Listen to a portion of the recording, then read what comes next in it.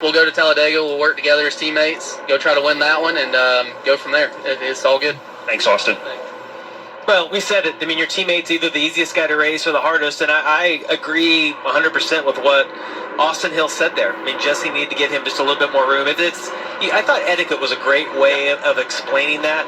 If it was coming down to the last lap of a stage, if it was the last lap of the race, you expect that to happen, but 38 laps in, you expect a little bit of room, and Jesse would expect the same thing in return. And what Austin said there, where he's like, Jesse would have had the run anyway. Being on the outside, that's what made it such a perplexing move, that he would get onto his door like that, and obviously it resulted in Austin spinning out. Getting ready for the restart in stage 2. First 8 cars pitted at lap 40 and got 4 tires. They stayed out when the stage wrapped in stage 1. Jesse Love got those 2 tires. Oh, contacting him back. Brandon Jones restarts from 10th, won the race off pit road, and they were dancing through the Poet restart zone. It was a big checkup on the outside lane there. It was like Alfredo didn't quite get going when everyone expected it. Harrison Burton had a big checkup, and it accordion through the whole backside of the field. We saw cars getting out of line, and somehow all got away with it. Yeah, and I want you to pay attention. As you see our race for the lead right here on the front, but if you watch back 8 or 10 cars, these guys that have tires, the difference in speed, not just of those cars, but also with a little bit fresher tires, these guys will be going as wide as they can. Wayne Byron going up trying to get by Anthony Alfredo. But Jeff Burton hanging tough in that inside lane. Alfredo trying to get the race lead. Brandon Jones on 4 fresh tires has led the most laps tonight. Couple laps into the stage under green. Here comes the 20. He is strong. Going to second. He'll probably have the lead by the time we get to the start-finish line. Yeah, and the strategy of the 88, they wanted to get out in front, maybe build a 1 or 2 second lead, but you see right now the fastest car on the track, Brandon Jones, right behind him with better tires. He didn't quite get there by the start-finish line. I'm glad I didn't bet the over-under. But here he is off of turn 2, looking for the top spot, going after 2017 champion William Byron. And the right side of your screen is 3 wide, 2 rows there for 1 second. Just a gaggle of cars all going in different places right now. Brent Cruz on the top side, Corey Day on the bottom, as Brandon Jones down the inside.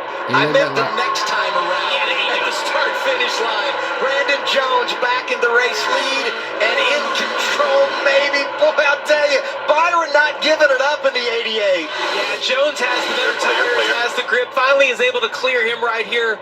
Byron fought back hard on the outside being the preferred groove at this track so far throughout this race.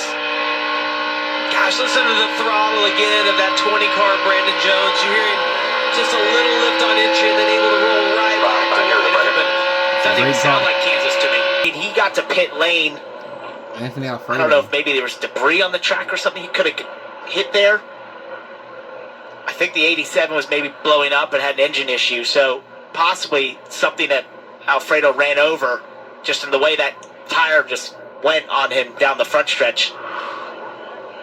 Here you see the 87 Austin Green on pit road. That happened just about a lap prior, where the 87 had some smoke coming out of the rear. So just really unfortunate for Anthony Alfredo. It seems like he's had so much speed this year, but they can't seem to catch a break in this 96 car in terms of getting results. Well, and I looked at the updated standings as we were racing on track, and with the other drivers who had issues tonight, he had worked his way up 13th, 14th, right in that area just outside that chase cutoff line, and I felt like maybe tonight is the night they're on the other side of the bad luck, and maybe they get themselves right back in the game, and unfortunately they have an issue, and now Austin Green, whose dad David won here in 2003, has climbed from his race car 87 done for the night.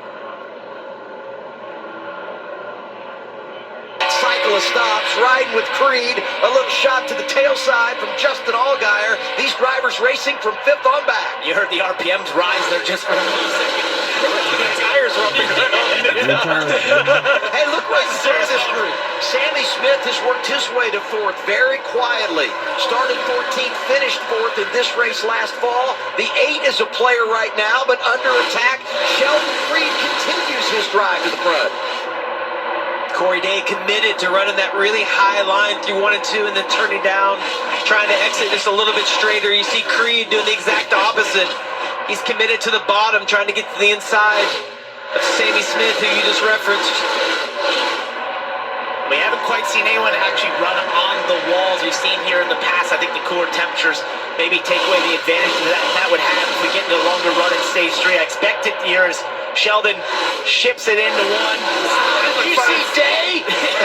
He was all over the place. But I was going to say that if the outside running the wall does come in sort of on the longer run, take a look at Sheldon Creed. He'll most likely be the first one to try and do that because he's so good at running the wall.